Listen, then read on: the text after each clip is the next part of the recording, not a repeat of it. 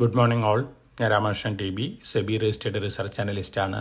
ഈ ഓഡിയോ കേട്ടതിന് ശേഷം ഡിസ്ക്ലെയിമർ കൂടി വായിച്ചു നോക്കണമെന്ന് താല്പര്യപ്പെടുന്നു.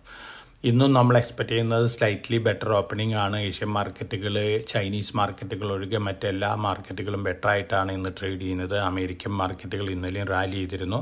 ടെക്നോളജി ഷെയറുകൾ വീണ്ടും മുന്നേറുകയാണ്. അതോടൊപ്പം തന്നെ US ഫെഡ് 0.5% നിരക്കിൽ റേറ്റ് കട്ട് സെപ്റ്റംബറിൽ അനൗൺസ് ചെയ്യുന്നുള്ളൊരു എക്സ്പെക്റ്റേഷൻ മാർക്കറ്റിലുണ്ട്. അതുകൊണ്ട് തന്നെയാണ് US മാർക്കറ്റ് മുന്നേറുന്നത്. ഒപ്പം ഗോൾഡ്മാൻ സാക്സ് പറയുന്നത് S&P 500 വീണ്ടും റാലി ചെയ്തേക്കാം, 6000 ക്രോസ് ചെയ്യുന്നുള്ള റിപ്പോർട്ടുകളാണ് ഗോൾഡ്മാൻ സാക്സ് പുറത്തു വിട്ടിട്ടുള്ളത്.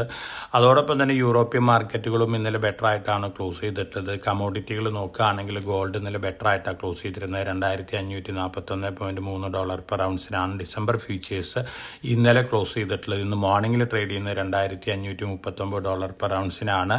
സിൽവർ ഇന്ന് ബെറ്റർ ആയിട്ടാണ് ട്രേഡ് ചെയ്യുന്നത്. $29.332 പെർ ഔൺസിനാണ് ഇന്ന് സിൽവർ മോർണിംഗിൽ ട്രേഡ് ചെയ്യുന്നത്. ഇന്നലെ ബെറ്റർ ആയിട്ടാണ് ക്ലോസ് ചെയ്തിരുന്നത്. അതോടൊപ്പം തന്നെ കോപ്പറും ബെറ്റർ ആയിട്ടാണ് ഇന്നലെ ക്ലോസ് ചെയ്തിരുന്നത്. ഇന്ന് ബെറ്റർ ആയിട്ട് തന്നെയാണ് ട്രേഡ് ചെയ്യുന്നത്. മറ്റ് കമോഡിറ്റികളെല്ലാം തന്നെ ഫ്ലാറ്റ് ആണ്. പക്ഷേ ബ്രന്റ് ക്രൂഡ് ഓയിൽ താഴെയാണ് ട്രേഡ് ചെയ്യുന്നത്. $77.34 പെർ ബാരലിനാണ് മോർണിംഗിൽ ട്രേഡ് ചെയ്യുന്നത്.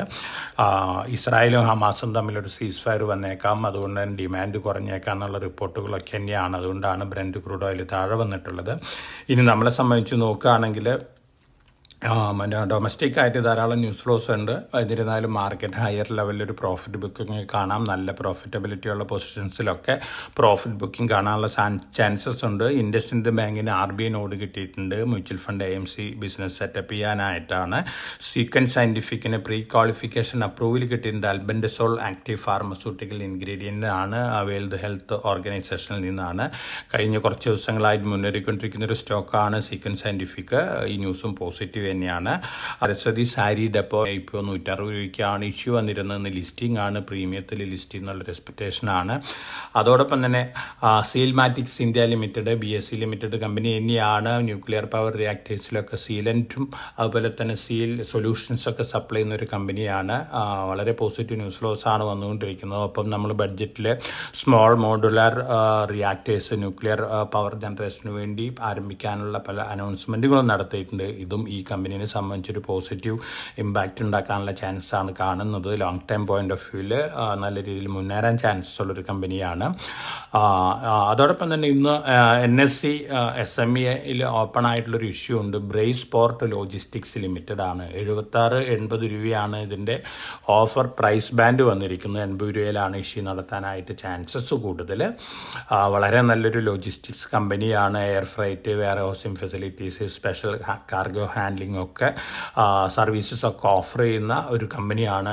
ഫോറിൻ കൺട്രികളിലും അതുപോലെ തന്നെ ഡൊമസ്റ്റിക് ഒക്കെ ആയിട്ട് ധാരാളം പോസിറ്റീവ് ന്യൂസ് ഫ്ലോസും വന്നുകൊണ്ടിരിക്കുന്നത്. ഇപ്പോൾ ഈ കമ്പനിക്ക് ജർമ്മനി, വിയറ്റ്നാം, UAE, ഹോങ്കോങ് അതുപോലെ തന്നെ ബംഗ്ലാദേശിലൊക്കെ ഓപ്പറേഷൻസ് ഉണ്ട്. വളരെ പ്രോമിസിങ് ആയിട്ടുള്ളൊരു IPO ആയിരിക്കാം. നല്ല ഓവർ സബ്സ്ക്രിപ്ഷനാണ് എക്സ്പെക്റ്റ് ചെയ്യുന്നത്. അപ്പോൾ SME IPOയിൽ ഇൻവെസ്റ്റ് ചെയ്യുന്ന ഇൻവെസ്റ്റേഴ്സിന് അപ്ലൈ ചെയ്യാവുന്ന ഒരു സ്റ്റോക്കാണ് ബ്രേസ് പോർട്ട് ലോജിസ്റ്റിക്സ് ലിമിറ്റഡ്. 21-ാം തീയതി ക്ലോസ് ചെയ്യും. ഓൾറെഡി വലിയ ഓവർ സബ്സ്ക്രിപ്ഷനാണ് വന്നിരിക്കുന്നത് ആദ്യത്തെ ദിവസം തന്നെ. എന്നിരുന്നാലും അപ്ലൈ ചെയ്ത് കഴിഞ്ഞ് അലോട്ട്മെൻറ്റ് കിട്ടുകയാണെങ്കിൽ നല്ല റിട്ടേൺ കിട്ടാൻ ചാൻസസ് ഉണ്ട്.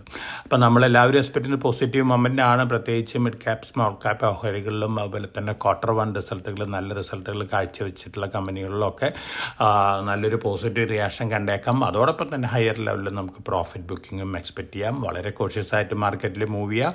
നമ്മൾ റെക്കമെൻഡ് ചെയ്തിട്ടുള്ള സ്റ്റോക്കുകൾ മാർക്കറ്റ് താഴെ വരുമ്പോൾ ലോങ് ടൈം പോയിന്റ് ഓഫ് വ്യൂവിൽ വാങ്ങുക.